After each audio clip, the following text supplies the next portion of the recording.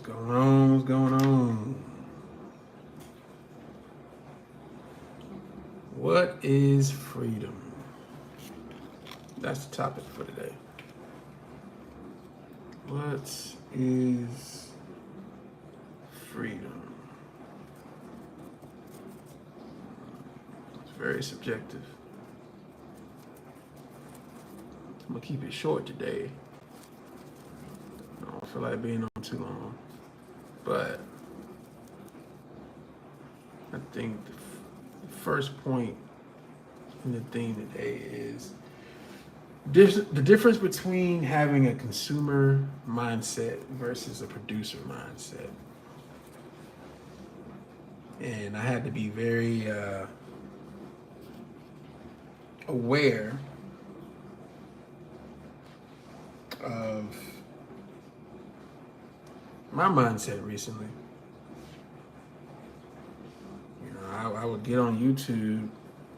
Well, mind you, the only thing I look at is YouTube, podcasts, and blogs. I don't look at a lot of TV. I really don't even look at sports like that anymore. YouTube is just more convenient, and you don't have to deal with all the politics of what television is. You know, so I find myself consuming a lot more YouTube. That being said, I find myself consuming a lot more than producing. And I think one of the main things I want to change about myself and my routine coming into the new year is just being more of a producer. I think producers have true freedom.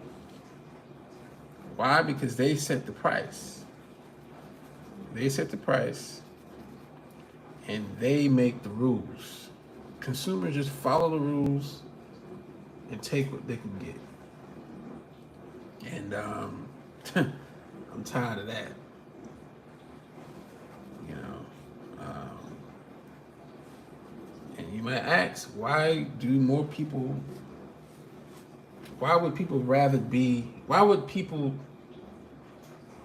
be consumers rather than producers? When they know that producers make all the rules and have, the better livelihood. And it's pretty simple, I think. I think it's mainly because being a consumer is a lot easier. Period. You don't have to really think about it to consume. You just take what you can get. You leave the thinking to the producer, which gives them all the power. That's all it does. That's all it does.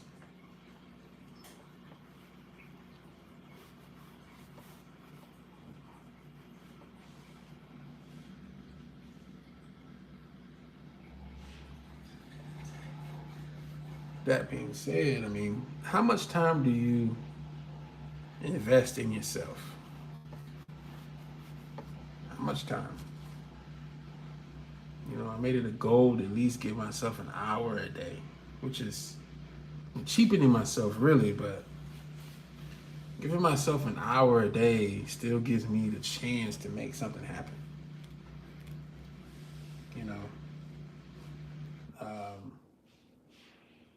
The way work is set up these days, you get up, you go straight to work, you come back home, you might hit the gym, you might play with the kids, you're tired.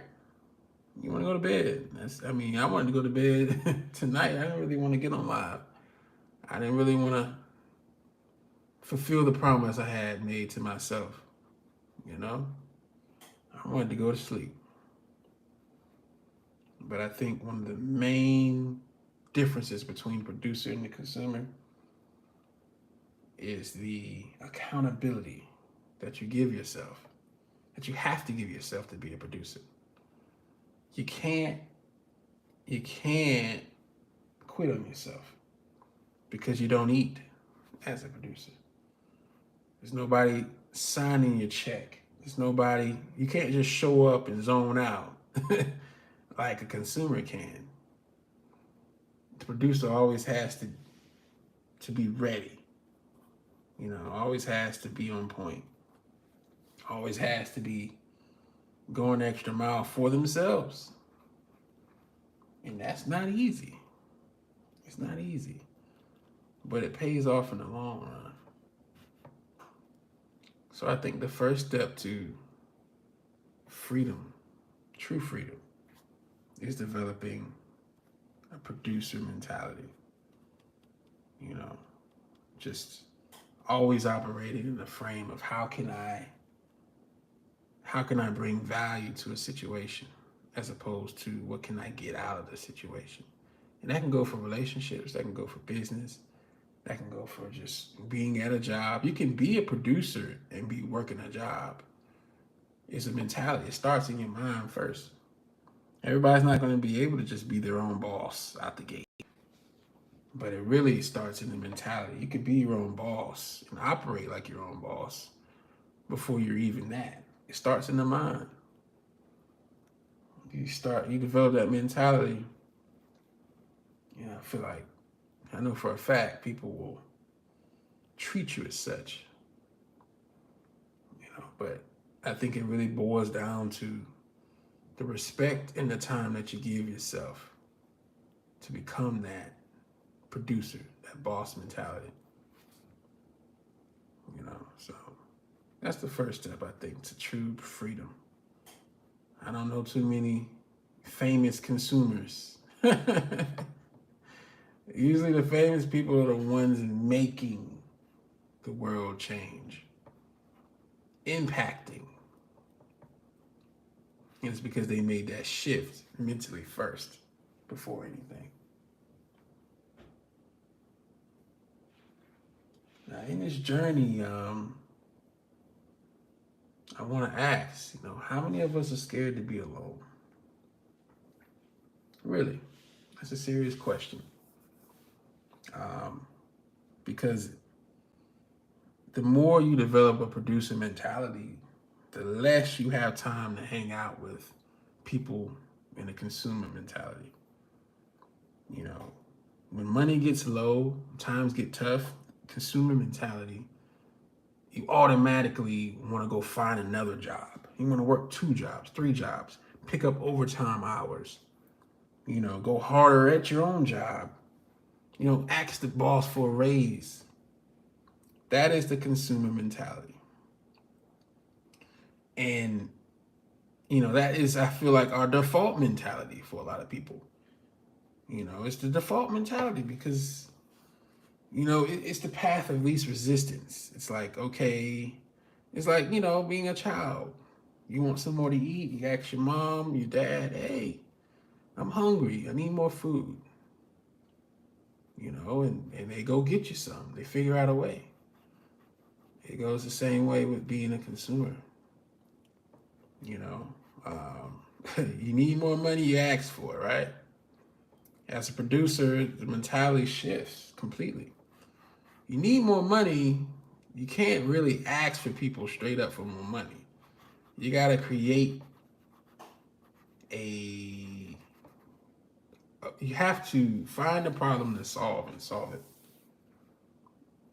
Then create a procedure in which to solve it, or a product, a service to solve it.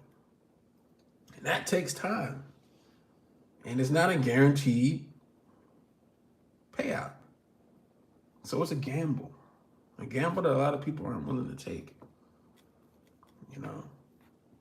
which in turn creates less freedom for you.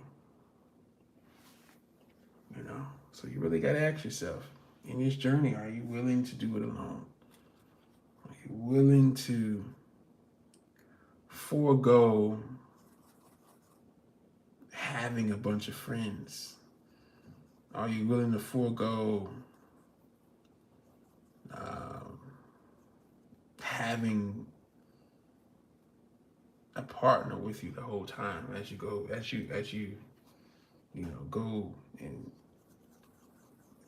go embark upon that journey of being a producer, because I feel like it's a lonely road. But it's not a bad thing, you know, because you develop a mentality, you develop a discipline about you that, you know, to pay off when you actually need it to. So that's the bright side of it. You know, there's nothing holding you back but you.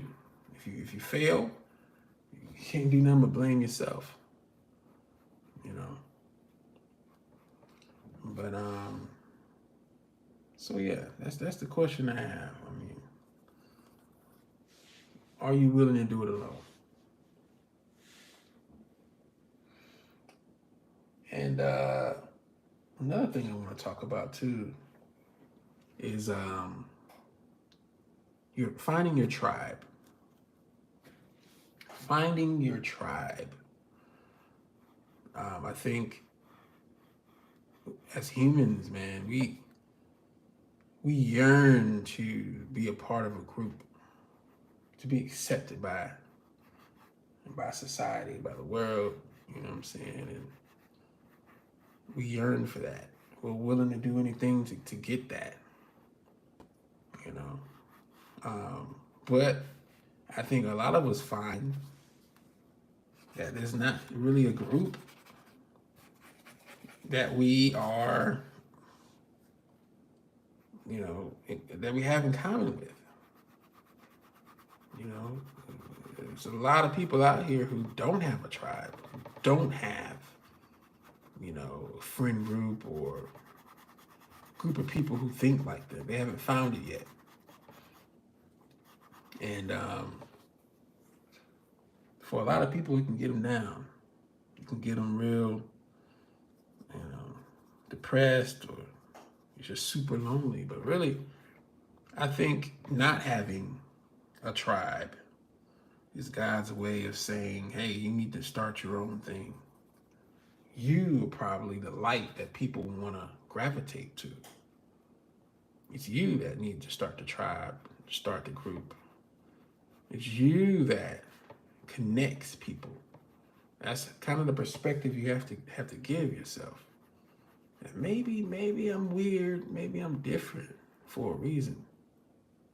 You know, maybe it's hard for me to connect with the usual group of people, the masses, for a reason. Maybe I'm supposed to be one of the people to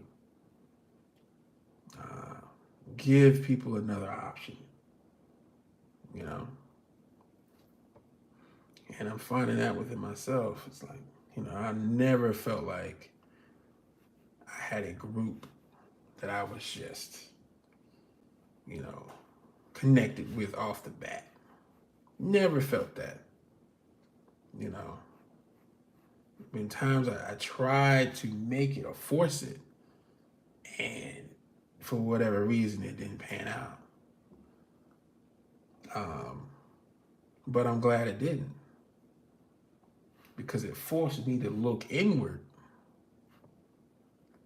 and be a leader amongst men, a leader, you know, to myself, have my own perspectives, my own thoughts, my own opinions, you know, really forced me to develop who I am, like what I stand for, what I don't stand for.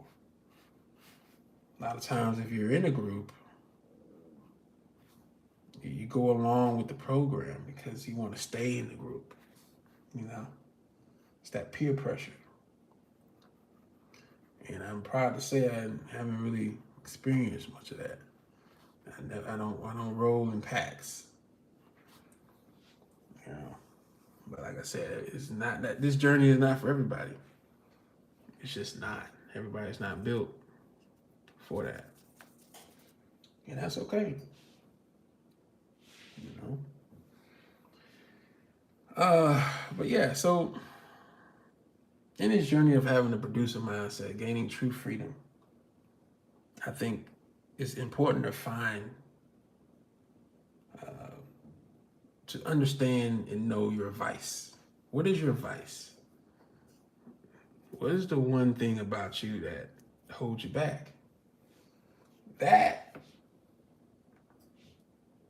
is a big question you need to get the answer to as you learn more about yourself. You figure out your vice, and you're one step ahead of everybody else. You know what your weakness is? That means you know. If you know your weakness, that means you know what you would need to do to solve it. Now, is everybody willing to solve it? No. No, they're not.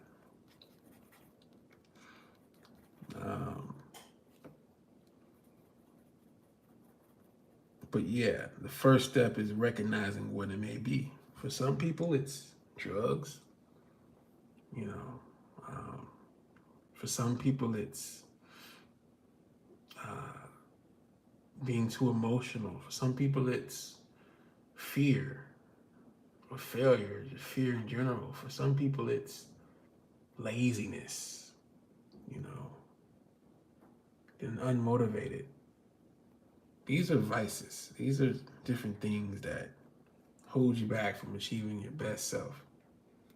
And I think everybody should be trying to figure out how to become their best self, man. I think that's what makes life interesting. That's what keeps me going, because I'm like, man, I know I haven't peaked out yet. I know I haven't. Let me figure out how to get there. That's what keeps me going. You know, just the what if. Like, what if I went hard and I figured it all out and I'm my best self? What would it look like?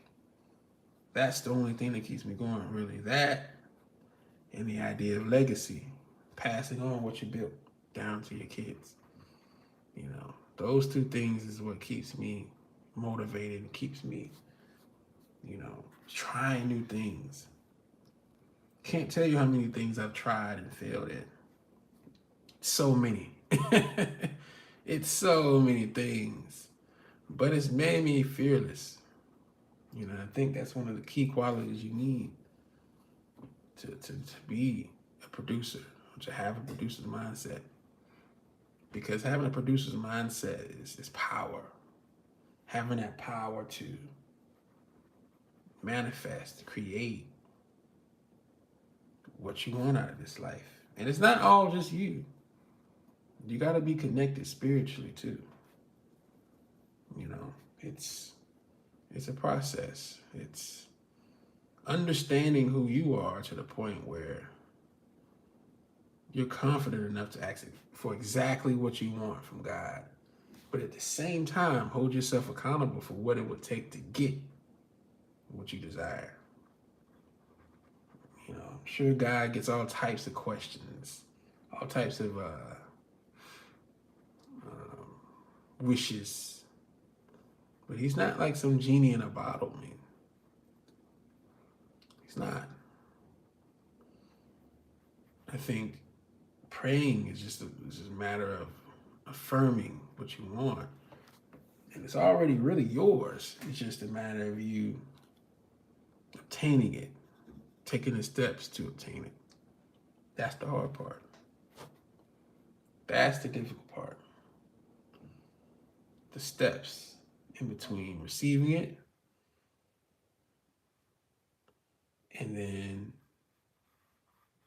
receiving it and doing something with it. You know?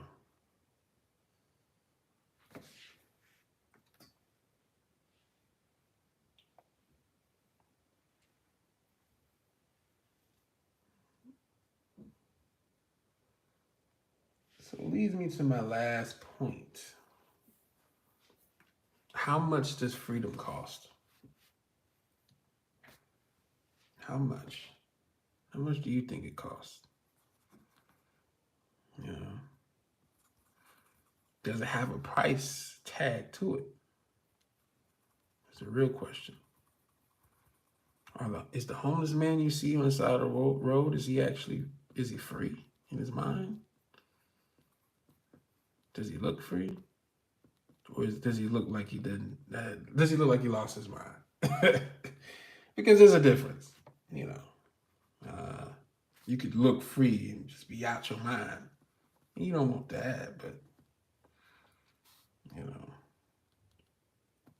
But the point I'm making is, are you just living to live, just getting up and doing the same thing over and over again? Are you actually getting up with the purpose of just becoming your best self, gaining true freedom?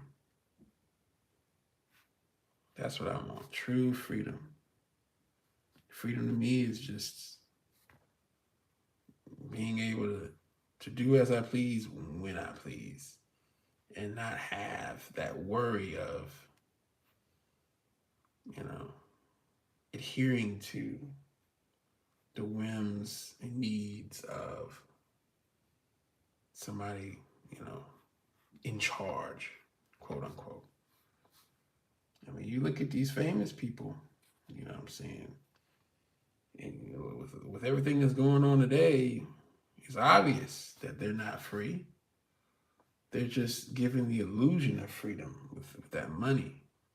Money doesn't equal freedom. And I'm learning that. And I'm seeing that. I used to think money was equal to freedom, but it's not. Money can't buy you freedom either. It's really just the mentality. It's the position that you put yourself in this society, the producer or the consumer.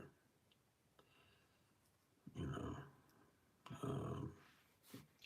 that is freedom. What's your power position in this world? You know, that is the deciding factor over whether, you know, you're the giver or you're the taker. You know.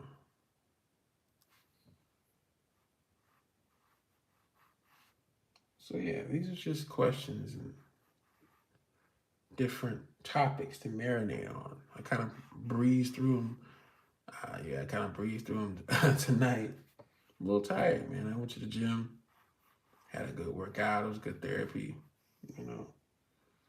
And yeah, it was leg day, so I'm a little, a little beat, but nonetheless, I am glad that I did come on, at least get some work in. Um,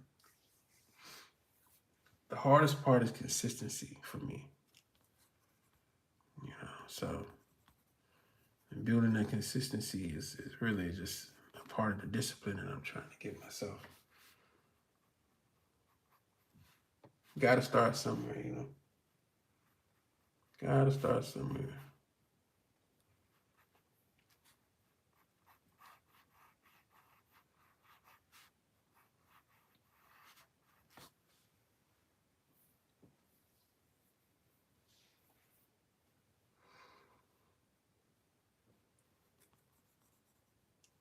It's sort of the topic of this painting, you know. You have you notice the only thing in color is the hand. Any guess on why the hand is in color and everything else is in black and white? It's power. The hand has power.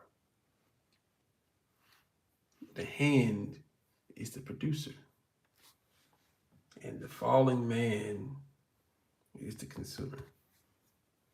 Notice how he's falling backwards. It insinuates that he fell backwards out of the glass box. But I mean, why would he fall backwards, you say? Well, because he has no direction. No direction. He's just falling aimlessly through the blackness, the darkness. And why the glass box? Represents the glass ceiling. You know, he fulfilled his potential in that box, yearning for something new, something more. He found a way out that box, even if that meant falling and falling and falling forever. He took that leap of faith. He took it. You know, of course, I like begging the question of did he make it out alive? Is he still falling? You know, it's up to the viewer to decide, really. You know, I love painting open-ended questions. You really want people to think about what they're looking at and come to their own conclusion. You know, I relate it to watching those movies where it has an open-ended ending. You know, I hate cliche endings.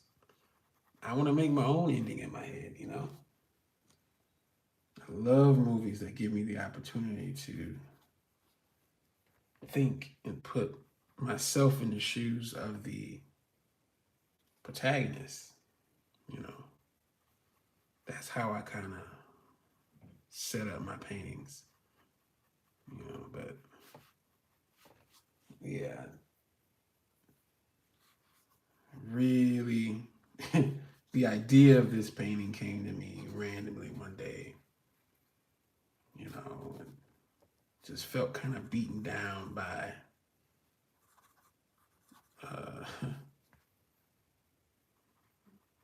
the quote unquote interview process, and, you know, just how corporate can be, the corporate world can be kind of brutal, and, you know, it's like sometimes you feel like you're just floating aimlessly, just trying to make a way out of no way, you know?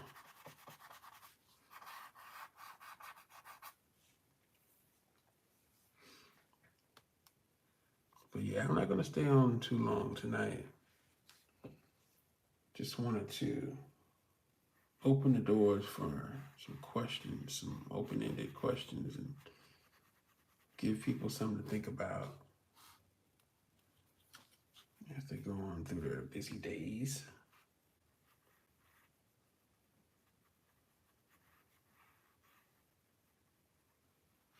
But yes, I've seen a lot of progress in this painting in the last 3 days. It's only been 3 days that I've worked on this.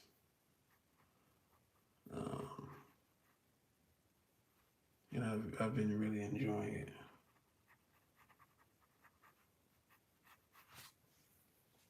Really enjoying